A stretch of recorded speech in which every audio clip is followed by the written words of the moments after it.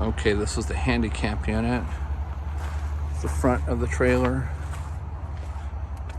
This would refer to as what we would call the curbside.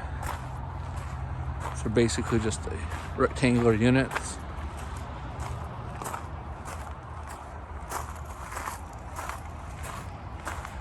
One entrance door, 3 rear windows, 2 hall windows. Looks like it may be a bedroom window with a slider in the back.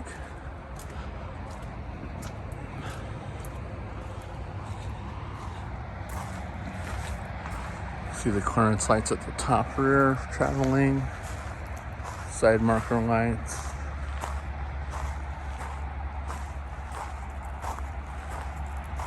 Furion hot water heater, kitchen window. Again, I'm not sure. I would assume that's a bedroom window. And we're back here to the front of the unit.